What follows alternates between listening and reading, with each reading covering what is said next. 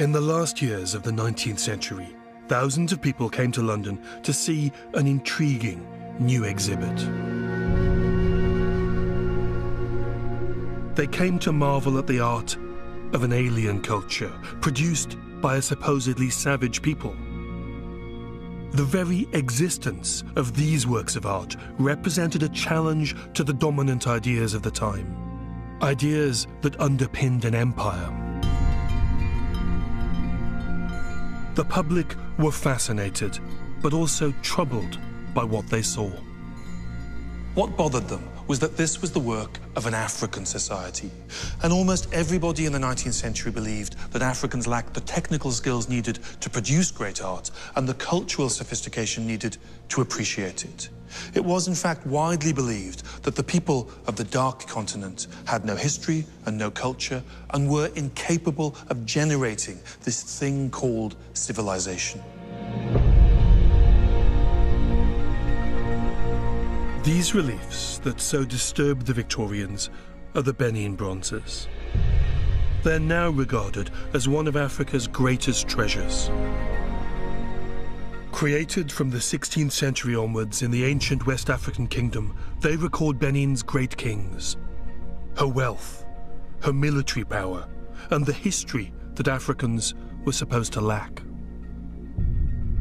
I've been coming to see these works of art my whole life. I was first brought to see them when I was just a little boy by my family.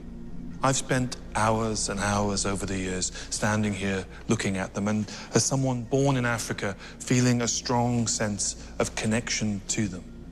But despite all their beauty, they are, to me, tragic works of art because they are loaded with a sense of loss. And that's because today they're not in Nigeria among the people whose ancestors made them. They're here in London, in the British Museum. The Benin bronzes came to Britain as the spoils of an act of plunder. In 1897, British colonial forces attacked Benin City. It was an act of revenge for the ambush of an earlier British expedition. They deposed the king, the Oba, or Orumwense, sent him into exile and burned his palace to the ground.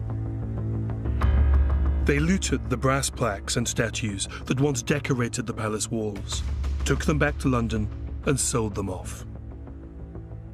Some were put on display in the British Museum.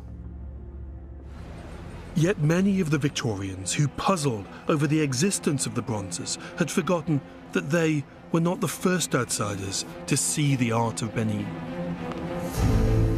Centuries earlier, Portuguese explorers had encountered the bronzes in their original home, on the walls of Benin's royal palace.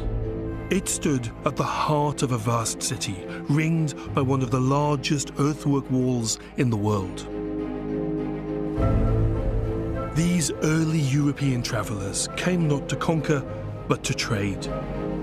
Before the prejudices of later centuries, they had no trouble recognizing Benin as a powerful, sophisticated civilization, one that was capable of producing great art.